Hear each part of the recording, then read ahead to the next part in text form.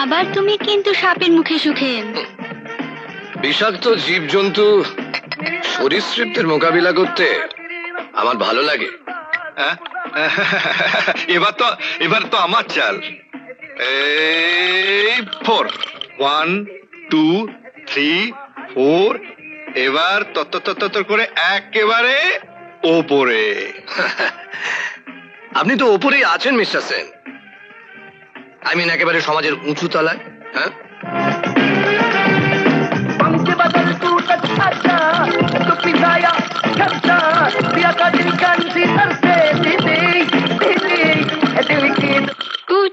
ভাল লাগে না, আমার ভীষণ বোর লাগছে।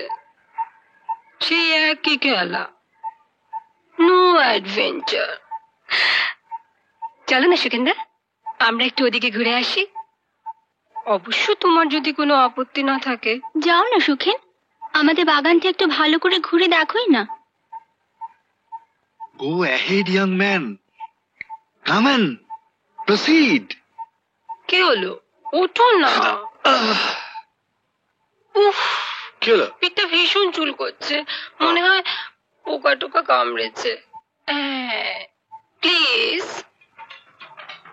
একটু চুলকে দাও না।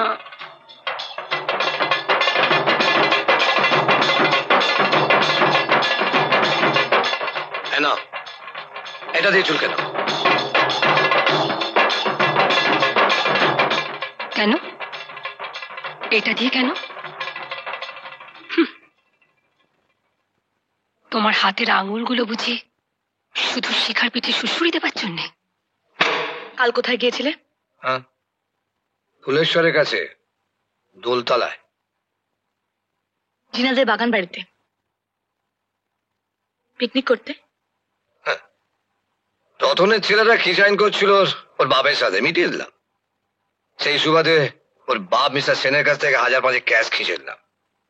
রতনের ছেলেদের বেশ কিছু দিয়েও আমার হাতে থেকে যাবে ভালোই। কাজে কটা দিন। পিকনিকে তো গিয়েছিলে।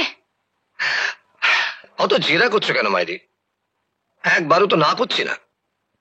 আসলে জিনার বাপ খুব রিকোয়েস্ট করলো, থেকে গেলাম।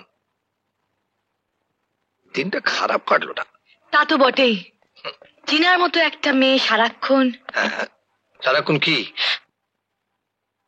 সারাক্ষণ পাশাপাশি। তো বড় গায়ে পড়া মেয়েটা। তাতে তোমার কি এসে গেল রানী? না, তাই বলছিলাম আর কি। তা পিকনিকে কি কি হলো? যা যা হয়। কি হলো? তুমি যখন অন্যদের সঙ্গে আমায় বাদ দিয়ে পিকনিকে যাও, তখন যা যা হয় ঠিক তাই হয়েছে। ওই ভালো মন্দ খাওয়া, বিয়ারে ঠোঁট ভেজানো, আর তারপর ধেড়ে খোকা হয়ে ওই বাচ্চাদের মতো বসে বসে সাবলুডো খেলা। আর সব শেষে জিনার সঙ্গে ঘুরে ঘুরে বিরাট বাগান বাড়িটা দেখা। কই সেটা বললে না তো? বাবা,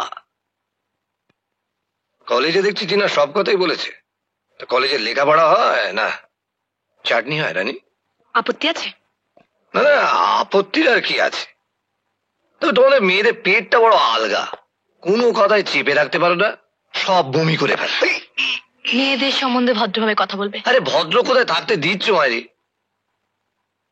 শিখা, জিনা তো তোমাকে রসি রসি এত কথা বলেছে, আসল কথাটা বোধহয় চেপে গেছে, তাই না? আসল কথা কি? ও, আসল কথাটা তাহলে জিনা চেপে গেল তোমার কাছে।